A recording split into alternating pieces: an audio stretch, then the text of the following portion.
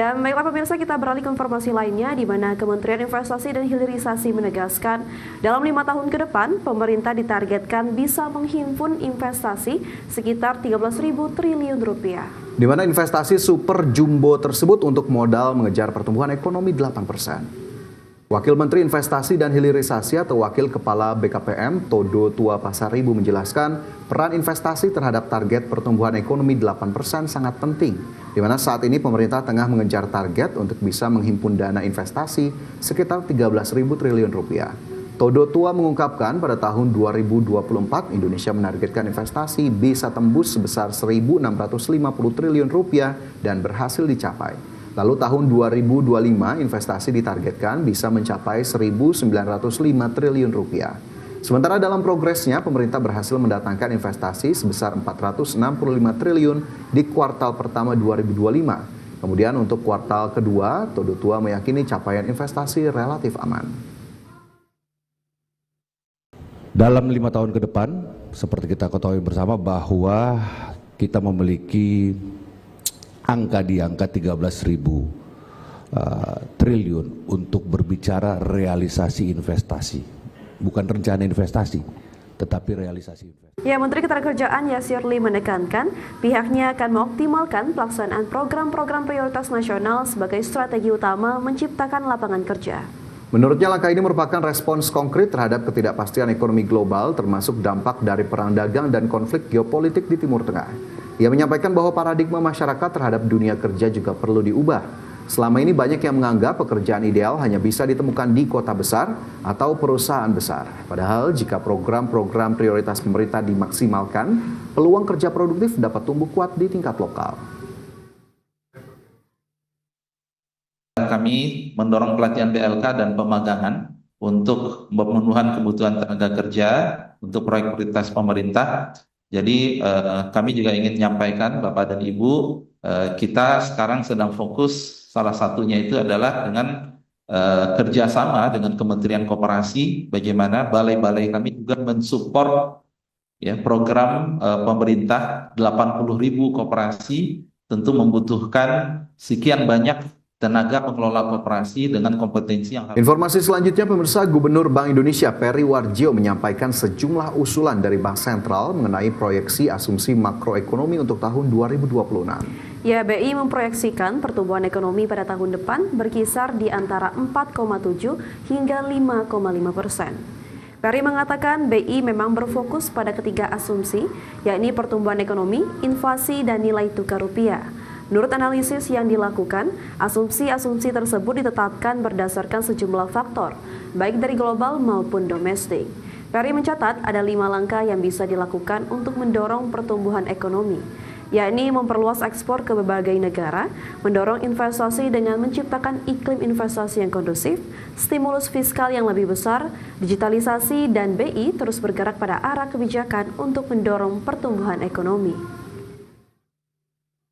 Tahun depan kami perkirakan pertumbuhan kisarannya adalah 4,7 sampai 5,5%. Titik tengahnya adalah 5,1. Apakah bisa lebih besar? Yang kami perhitungkan di sini memang baru lebih banyak dampak dari melambatnya ekonomi global. Sehingga kenapa?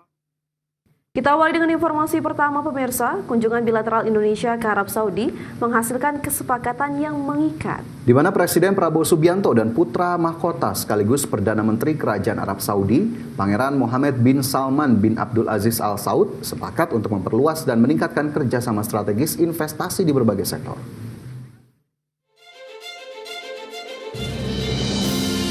Pertemuan bilateral Presiden Prabowo dengan Pangeran MBS dilaksanakan di Istana Al-Salam, Jeddah.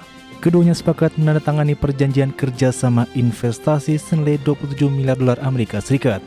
Kesepakatan investasi di bidang energi bersih ini semakin menegaskan komitmen kuat pemerintah Kerajaan Arab Saudi untuk Indonesia.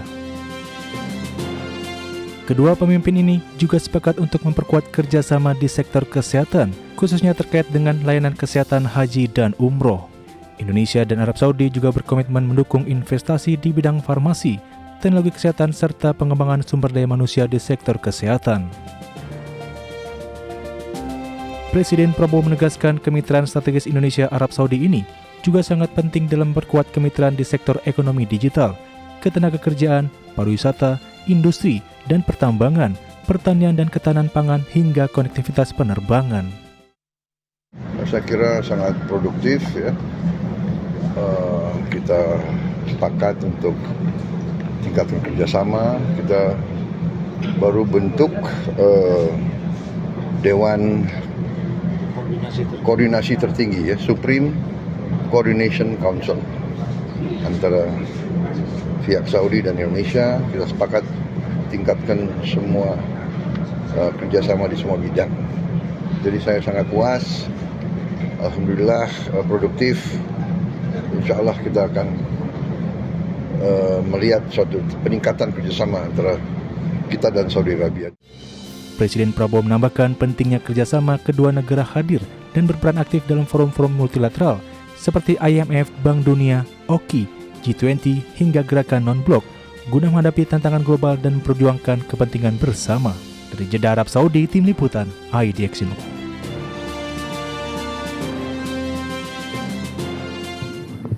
Ya, selain komitmen investasi senilai 27 miliar dolar Amerika, Presiden Prabowo dan putra mahkota Arab Saudi Mohammed bin Salman juga sepakat untuk mempercepat perjanjian dagang antara Indonesia dan negara-negara Teluk Arab dalam Free Trade Agreement atau FTA.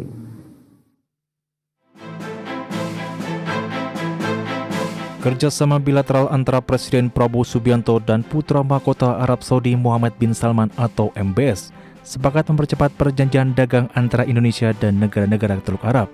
Kesepakatan tersebut tercapai dalam pertemuan bilateral antara Presiden Prabowo Subianto dengan Pangeran Mohammed bin Salman, yang sekaligus Perdana Menteri Kerajaan Arab Saudi, di Istana Al-Salam, Jeddah, Arab Saudi. Perjanjian dagang yang dimaksud adalah Free Trade Agreement atau FTA antara Indonesia dan Gulf Cooperation Council atau GCC. Gulf Cooperation Council atau GCC sendiri terdiri dari 6 negara, yakni Arab Saudi, Uni Emirat Arab, Kuwait, Qatar, Bahrain, dan Oman. Negosiasi FTA ini sebelumnya telah dilakukan 2 kali, yakni pada September 2024 dan Februari 2025. Kesepakatannya hasil positif perjanjian perdagangan bebas antara negara-negara Dewan Kerjasama Teluk dan Indonesia. Selain membahas percepatan Free Trade Agreement, Prabowo dan Pangeran MBS juga menyoroti nilai perdagangan bilateral yang telah mencapai 31,5 miliar dolar Amerika Serikat dalam 5 tahun terakhir, di mana Arab Saudi disebut sebagai mitra dagang utama Indonesia di kawasan Teluk. Sementara itu, berdasarkan catatan Badan Kebijakan Perdagangan atau FTA Indonesia dengan GCC untuk ekspor sektor peralatan elektronik hingga 33,86%, komoditas kulit sebesar 29,3%, logam sebesar 28%, dan produk manufaktur lainnya sebesar 27,7%. Indonesia berharap perjanjian perdagangan dengan negara-negara Teluk Arab bisa segera diselesaikan. Hal ini akan memperluas akses pasar ke kawasan Timur Tengah, khususnya untuk produk-produk ekspor unggulan. Tim Liputan, IDX Indo. Ya, tentunya patut kita apresiasi begitu ya, Vin, bagaimana kemudian kemitraan yang terus diperkuat antara Indonesia dan Arab Saudi, dan dari nilai investasi yang cukup fantastis tadi, ini tentunya mencakup sejumlah bidang, termasuk diantaranya energi bersih, petrokimia, dan juga bahkan kesehatan. Ya, Fajar, selain investasi juga tadi Presiden Prabowo atau Indonesia juga ingin mempercepat nih perjanjian dagang atau FTA dengan negara-negara di Teluk Arab, dan dimana kalau juga kita sudah ada memiliki perjanjian dagang seperti ini, kita bisa memperluas lagi pasar ekspor Indonesia dan juga mendapatkan lebih banyak investasi strategis ya.